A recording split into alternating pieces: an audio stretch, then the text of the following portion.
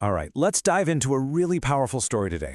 We're going to break down what happens when fear gets in the way of a real, honest connection. It's a story about a human analyst, an alien princess, and a diplomatic mess that was all started by good intentions and, well, some pretty deep insecurities. And it all comes crashing down around one single painful question. Oof, yeah. That's the question that just shatters weeks of silence and avoidance. It is the absolute emotional climax of this story. And to really get how we arrived at this moment of raw, painful honesty, we've got to go all the way back to the beginning. So our story takes place on Confluence, which is this diplomatic station floating in neutral space. And our two main characters are Garrett, a human analyst who's convinced he's just another face in the crowd, and Knife, a Valatian princess who is absolutely sick and tired of being seen as just a title. What's so amazing is just how fast their connection sparked. I mean, it all started with a chat about nitrogen cycles. Not exactly riveting stuff, right? But Knife wasn't just being polite, she was completely captivated. She started seeking him out during breaks, walking right past high-ranking officials just to talk to him. And for Garrett, this kind of genuine attention felt like a dangerous shift inside him, a connection he was sure he had no right to feel. And this is the moment where everything just crystallizes for Garrett. He makes a little joke, putting himself down for not being royalty, and Naith just shuts it down. She sees his worth, his skill, and she tells him so, straight up. But here's the thing, instead of making him feel better, it terrifies him, because it just makes this connection he already thinks is impossible feel even more real. See, in Garrett's mind, the world is built on ranks and hierarchies. So for him, the distance between a princess and an analyst isn't just a social gap, it's an insurmountable chasm. And this one single belief, this one idea in his head, leads him to make a decision that is, well, it's fateful and it's deeply flawed. He decides he's got to protect them both from the future pain of a relationship he sees as totally doomed from the start. His solution? Avoidance. He convinces himself it's this logical, protective strategy, but he has no idea what he's actually doing to her. And this timeline just lays it out perfectly. You can see just how quickly things fall apart. What started as this warm, genuine connection just spirals downwards.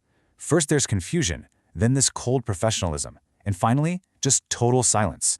In only 5 weeks, Garrett's strategy of avoidance has completely poisoned the well, not just between them, but for the entire delegation. You know, Garrett's colleague, Maya, she sees this whole thing playing out and offers him this little piece of wisdom. She can tell that this self-protection plan of his is actually causing way more damage than any potential heartbreak ever could. It's a warning, of course, that he's not ready to hear, but it perfectly sets the stage for the confrontation that's about to happen. So this whole avoidance thing, it can't last forever. It builds and builds until it hits an inevitable breaking point. Garrett's working late, thinking he's successfully dodged her for the rest of his assignment. But then the door opens, and there's Naith, alone and visibly upset, ready to finally get the truth. Now, you have to put yourself in Knife's shoes here. From her perspective, his sudden coldness could only mean one thing. She did something wrong. She has been torturing herself for weeks, replaying every single word between them.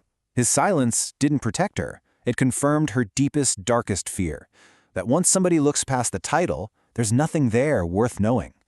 And there it is, the truth. When it finally spills out, it's a complete and total paradox.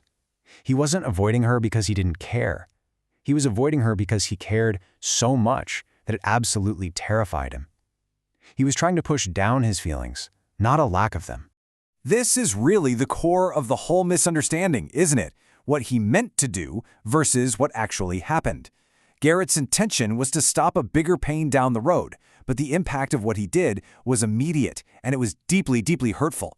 His silence didn't feel like protection to Nath. It felt like rejection.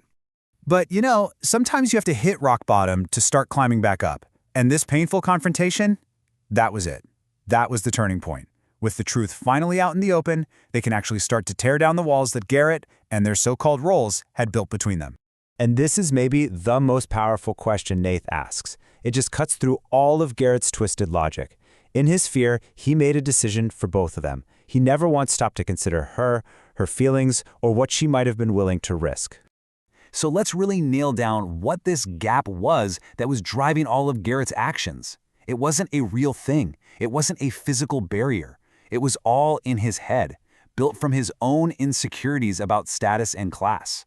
He truly believed he had no right to want her, and that belief almost cost them absolutely everything.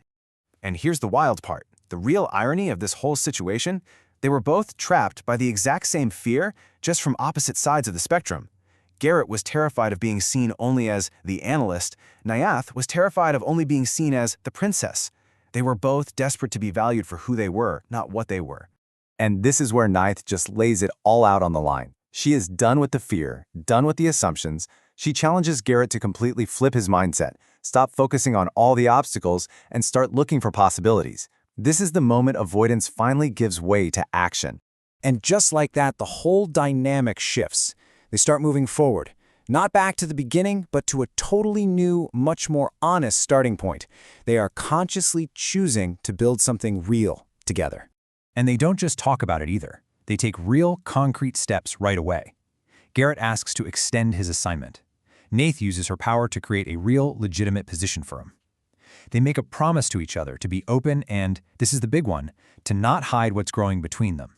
And they follow through on that promise immediately. Right there, in front of everyone from both delegations, Nath formally approves Garrett's new role as liaison. Now, it's a professional move, sure, but the personal message is crystal clear to everyone in that room. This isn't a secret, it's a choice they are making out in the open. Fast forward 6 months, and this is how Garrett reflects on everything that changed. It's really the core lesson of this entire story. The answer wasn't to somehow get rid of the fear. It was to stop letting fear call the shots, and instead, to consciously move toward the connection that actually mattered. So when you boil it all down, what this story is really telling us is that we often build up these gaps between us into these impossible, insurmountable walls. But a real connection, it isn't about those gaps magically vanishing. It's about making the conscious, brave choice to just reach across them anyway. And that leaves us with a pretty big question to think about in our own lives. This story gives us one possible answer, but it's a question for all of us, isn't it? What might happen if we chose to be vulnerable? To build bridges, even when we're terrified of what's on the other side?